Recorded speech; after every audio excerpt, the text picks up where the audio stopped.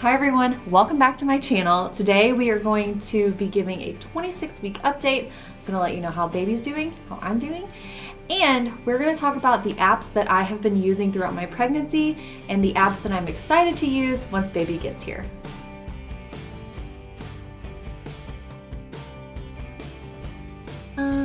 So it's Wednesday, January 27th, and I am 26 weeks and 2 days pregnant. Last Monday I was puffy from having dental work done. This Monday I had a migraine because the temperature dropped, and then all day yesterday I had a headache and we had doctor's appointments. So on top of everything, I had to work during all of this, which is fine. I'm so happy to have a job. But that's why it's Wednesday and I'm just now working on the video, which means it probably won't be uploaded until Thursday. Whoops.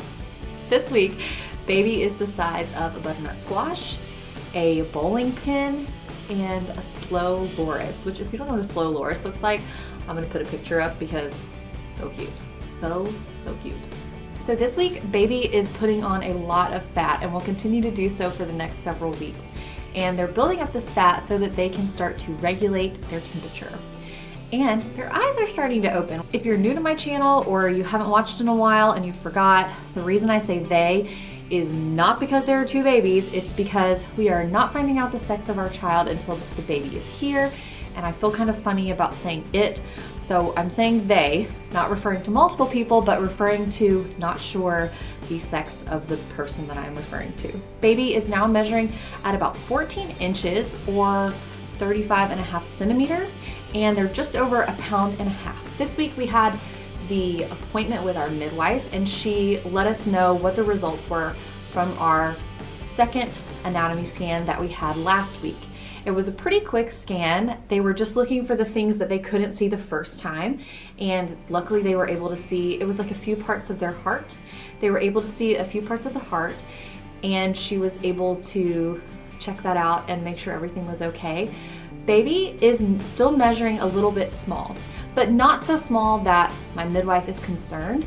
So maybe baby is just a petite little thing, and I'm okay with that. I know some people have very big babies, and that's wonderful and amazing that their body can do that, but I'm not gonna lie, I'll be really happy if my first baby is a tiny little thing. So now let's talk about me. I'm having very light restless leg syndrome. Circulation isn't great in my legs. It's kind of a family trait of the women in my family, but I'm doing okay. I just kind of have to readjust my legs a little bit at night. I'm also having a little trouble sleeping. It seems like either I sleep well and Brian doesn't, or Brian sleeps really well and I don't. So, you know, it's kind of hit or miss there still. Sorry if this is TMI. I'm also having a little bit of pelvic pain, I think just from like the pressure and like just generally like carrying more weight and things stretching and widening. I'm just having a little bit of pelvic pain, but we did get a birthing ball, so I think that bouncing on that is going to be really helpful. Lately, I've been experiencing some back pain, but it's not necessarily back pain that one would associate with being pregnant. It is actually the same back pain that I was feeling when we lived in Wichita, and when we moved here, it went away. Now, when we lived in Wichita and I was having back pain, I was having x-rays, I was going to therapy, we bought a new mattress, like we were trying all these things to make my back feel better and nothing was working. Then when we moved to Alaska, I just stopped eating dairy for a while, and I noticed, I don't think my back's hurting anymore. And the only change was that, well, I mean, obviously that we lived in Alaska, but I don't see how that environmental change would make that big of a difference if I'm sleeping on the same bed and the same level of activity. So anyway, all of that to say that if I take in too much dairy, I will have inflammation pain in the center spine part of my back. So not my upper back or my shoulders and not my lower back, but the very middle of my back. I will get like inflammation pain in my spine. And apparently a little bit in my shoulder too, I'm starting to realize. As I've talked about before I got pregnant, I was mostly eating a vegetarian, sometimes vegan diet, and I wasn't taking in dairy because it was kind of sensitive on my stomach. And when I got pregnant, I wanted like full fat dairy. And I think I said in a video maybe last week or the week before, I was eating like cheeseburgers and chocolate milkshakes. So I've been taking in a lot of dairy, especially compared to this time last year in my life. So it's no wonder that my back started hurting. I'm going to cut out dairy for a little bit to see if that helps my back and helps with my inflammation. And I think that'll also be good practice because I know a ton of mothers who breastfeed, and in the first couple months of their baby's life, they have to cut dairy because of breastfeeding. So I think this will be kind of good practice. I have gone non-dairy before, and I won't be fully non-dairy because we had our appointment. My doctor said maybe try not to do dairy for a while, and then we picked up groceries, and I had already ordered all of these groceries that were filled with dairy, like cheese and milk and all that stuff. I mean, I won't be completely non-dairy, but I'm just trying to limit my dairy intake so that it won't cause me pain. That's not really pregnancy related, just kind of life related. Now that I am 26 weeks, so the next time I go to see my midwife will be in 2 weeks, which will be 28 weeks. And from then on, I will go see my midwife every 2 weeks. Now, for some people, this might be an inconvenience or an annoyance, but honestly, I leave the house like once a week to go pick up groceries, and I don't even get out of the car usually, and I get so excited for my appointments. So I'm actually really thrilled that we're having appointments every 2 weeks now, because it's a reason to get out and do stuff, and I'm not just sitting at the house. At my next appointment, I will also have my glucose test. Now, she gave me the option of 3 different flavors: orange, fruit punch, and lemon lime. And I chose orange. I hope that was the right choice. I hope that's a good choice. I'm not sure that any of them tasted good, but she said that the orange was the only one she had personally tried, and she felt that it tasted like flat orange soda. I'm weird. I kind of like flat soda, so I'm hoping it won't be too bad. So what'll happen is, if you're not familiar, my glucose test is a screening test for gestational diabetes. So I will go in, I will have not eaten within the last hour, I will drink this little drink. It's like maybe 8 ounces, 12 ounces, 6 ounces, I don't know. It's not very much. I will drink that whole drink, I will have my appointment, and then at the end of my appointment, they will draw blood. And they will just see if my blood sugar spikes. And if it does, then I'll have more testing to decide if I have gestational diabetes or not. I don't really have any other symptoms of having gestational diabetes, so we'll see. I'm not super nervous about it. It's the kind of thing where we'll cross that bridge when we get to it. Also, this Sunday, we start our very first birth class via Zoom. Of course, I wish that it were in person, but I don't feel safe doing that right now, so I'm so happy that we're starting. I'm so excited for birth class. If you know me, you know that I'm a huge birth nerd. I would love to be a doula someday. I would love to be a lactation consultant someday. I think midwives are amazing, and I just think birth is so freaking cool.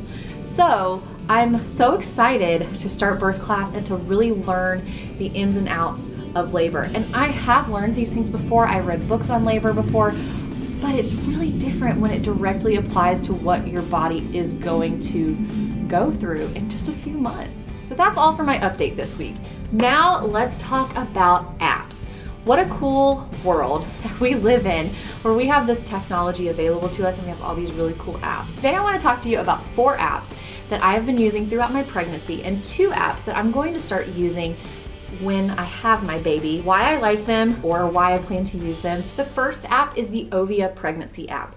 This is the app that I refer to when I say my app says the baby is the size of a bowling pin, or my app said that this week baby's opening their eyes. Ovia is my #1 pregnancy app that I have been using since the minute I found out that I was pregnant.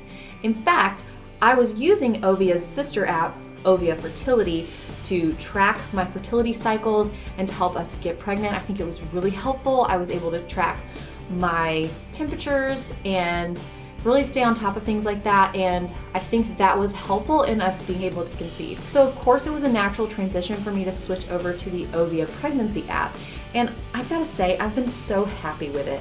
It has a countdown. The app is really customizable, so right now I think my theme is green, but of course you could do pink for a girl or blue for a boy, or they have like an 80s theme. They have all sorts of cute little themes to make the app look exactly like what you want it to look like. You can plug in what you're gonna name your baby, the sex of your baby, your due date. You can set pregnancy goals.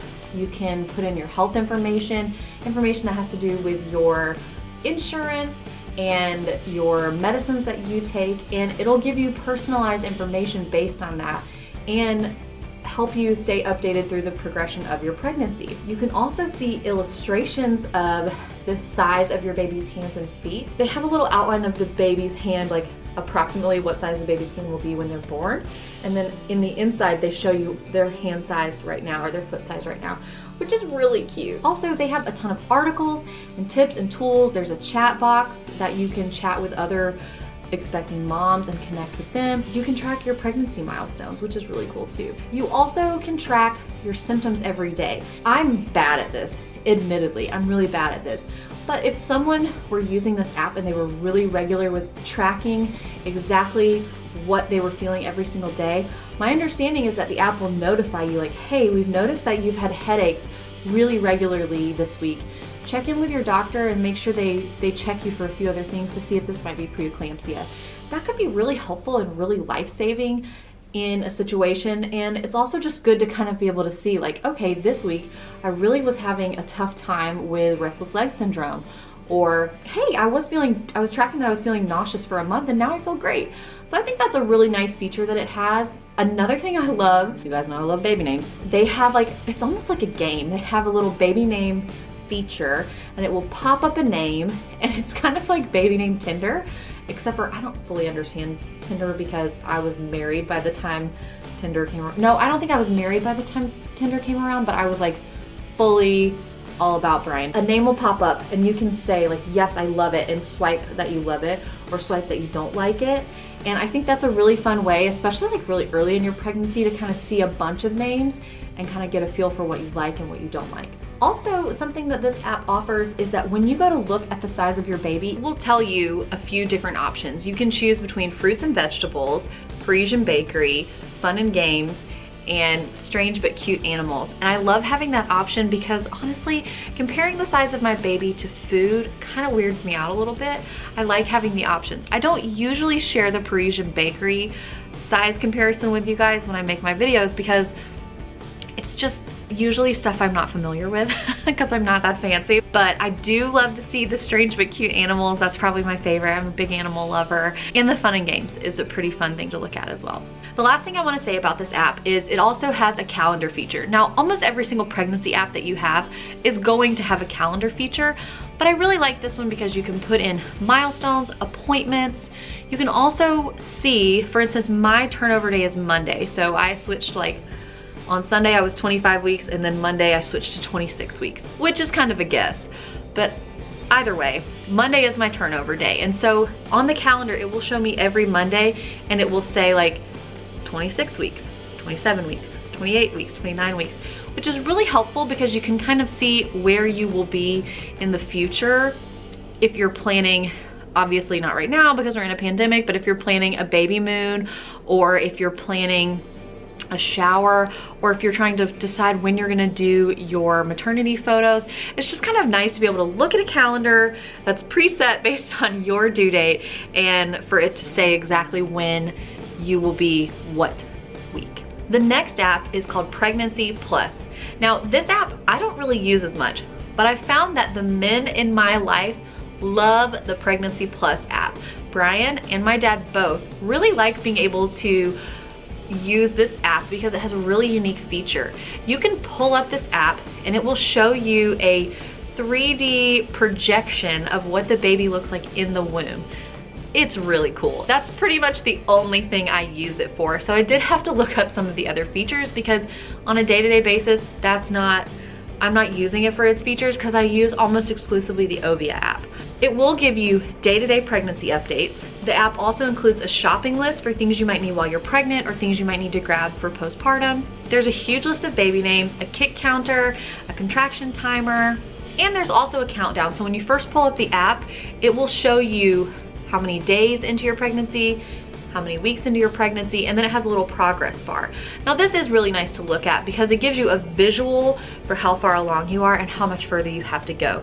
And if you're a visual learner or you take in information visually, then that's the perfect app to use. Another great thing about this app is that there is a section where you can log things about what's going on with baby, and then there's a separate section where you can log stuff about what's going on with mom, and that can be really helpful. One thing I don't like about this app is that you can kind of cheat. You can kind of look ahead to see what size baby's gonna be next week, or, oh, next week it's gonna be a butternut squash or something like that. And I don't really like that because it's too tempting. Like, I do want to scroll ahead, and it kind of takes away that fun from the next Monday when you have your turnover day. You want to look and see, and for me, I want to look and see and be surprised. So I don't know, I think that kind of spoils the fun, but maybe you have more self-control than I do and you'll love this app. The third app that I'm using a ton during this pregnancy is the Drink Water app. This is a super simple, super basic app. What it does is it will notify you every hour, hey, you need to drink water. Then you can track your water intake throughout the day. So you can kind of tell, okay, this day I felt really good and I was super hydrated. This day I was having not a great day. I wasn't drinking as much water. And you can kind of compare that. This would be a great app for anyone. You certainly don't have to be pregnant to want to better track how much water you're taking in every day. But when you're pregnant, it's super important to stay hydrated, and this app really helps me with that. And it's a reminder to me, whoops, I have not been drinking water like I should. And at least every hour I'm getting a ding that says, drink your water. That can of course get annoying, but sometimes you need to be annoyed into changing your habits or developing better habits. The last app that I've been using throughout my pregnancy is the Baby List app. So I made my registry using Baby List, the website. But the app is really nice because, you know, and I've done this 100 times. If you're scrolling through Instagram and you're like, oh, that is such a cute, whatever it is, pacifier. I want to add that to my baby registry. It's super easy to pull up whatever it is you're looking at in your internet browser, and then there's an automatic way to share it to your Baby List app, which adds it to your registry. Also, this app has really cute references for what size your baby is every week. And something that has been vital to me as really a first-time mom going into this totally blindly are the guides. They have such great guides for really any baby product. Bottles, strollers, car seats, ring slings, and wraps. I mean, anything you could want for baby, there is a guide for it. So you pull up this guide and it will say the 10 best baby carriers of 2020. And it will have them all listed, but it's not just like this one's the best one. It's like, this one is in a great price range. This one is really good for dads with broad shoulders. This one is really good for if you live in a hot climate. And they have a lot of different options. I also love that they have sample registries that you can go and look at. And they have everything from twin sample registries, they have minimalist parenting sample registries, and then they have a few influencers and companies who have given them their sample registries that you can look at. And when I was starting my registry list, I found that to be super helpful. I love Baby List because I can pull things from all over the internet and from Baby List. It was just a super easy and convenient way to build my registry. And there's an app on my browser on my computer where if I'm scrolling the internet and I see something I want to add, I literally just click the extension on my Chrome and it says add to Baby List. A little window pops up and I add it to my registry, and I just find that to be super duper easy and helpful and just a simple way to add what you need. These last two apps are apps that I have not started using yet, so I can't tell you practically how I use them or how great they are or how functional they are because I'm not using them yet. But these are the two apps that I have on my radar ready to use when baby gets here. Actually, three. There's three apps that I have on my radar to use once baby gets here. First one I'm gonna start with is the Wonder Weeks app. I really like the Wonder Weeks app. This was recommended to me by tons of moms that I love and trust. And it was recommended to me even before I started having children. I had a friend say, listen, whenever you have kids, remember the Wonder Weeks app. It's amazing. So this app basically tracks the growth patterns that your baby is going through and will say, hey, this week they're going through a leap, or they might start teething, or this week they're realizing that you're not always there and when you leave they're gonna be sad. And I think that's super helpful because you can kind of know the social emotional things that your baby is going through as they get older and prepare yourself for that, because it can get tough if you don't know what's coming, if you're not sure what to expect. Again, I haven't used the Wonder Weeks app yet, but I do already have it downloaded onto my phone, and I'm excited to use it once baby gets here to kind of try to understand them a little bit better. The next app is the Baby Tracker Newborn Log. Now, I have looked through, probably at this point, hundreds of YouTube videos of parents, what they loved, what they used, what they didn't love, what they didn't use, and this one came up in a few different videos. They loved this Baby Tracker Newborn app. It is free. You can pay to update it if you want more features, but a lot of the people I saw said it's really not necessary. This can track the schedule that your newborn is going through, if that's what you're into. I know some people keep their babies on a super strict schedule, and then some people kind of just let the baby make the schedule. So this, either way, you could kind of track that. This app will also track sleep and wake windows, feeding sessions, and potties. And that's really helpful when you have a newborn. My understanding is going to the doctor a lot, and they're gonna say, are they going to the bathroom regularly? How long are they eating? Things like that. How much are they eating? And having a way to track that on an app is gonna be a lot more simple for me personally. I think it'll be more simple to do that on my phone rather than to like keep a log in a notebook or something. Now, all of the apps so far that I have mentioned, except for Wonder Weeks, are free apps. However, Wonder Weeks I did pay for, and Baby Connect, the next app I'm gonna talk about, is an app that I'm going to pay for, and I'll tell you what makes it different. The Baby Connect app, I just think we're going to use it more. It does a lot of the same things that the Baby Tracker app, Baby Tracker Newborn Log app does. It does a lot of similar things. But I think it will be worth the money because this app works with Siri or your Google Assistant or your Alexa. You can actually say, I'm gonna say Alexa because that's not what any of our devices are called. You can actually say, Alexa, tell the Baby Connect app to log a feeding of 30 minutes or to log a poop or something like that. And when I have to picture what life is going to be like when this baby gets here, which that's kind of a joke on its own because how can you picture something if you have no idea what it's gonna be like? But when I think about like sitting in a chair holding my newborn, they've finally gone to sleep, and I'm like, okay, I need to log that they fell asleep at 6 p.m. or 6 a.m. or whatever. It's going to be a lot easier when instead of holding baby, trying to scramble on your phone, or God forbid, like holding your phone over your baby and dropping it. I know people have done it. I'm sure that we will do it, but it'll be a lot easier to just say, can you do this for me? And I think that that convenience is going to be awesome.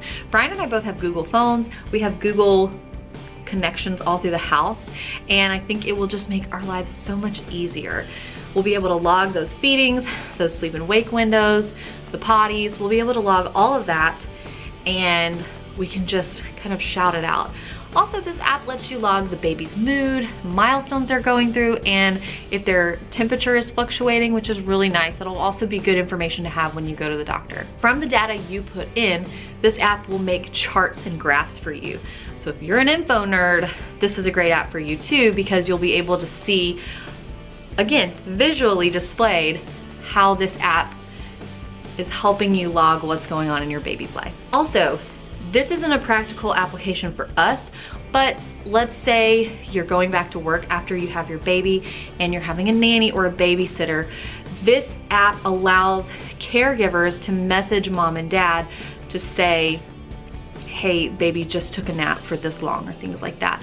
I think that would be so helpful as a working mom to have those notifications to know what's going on with your baby.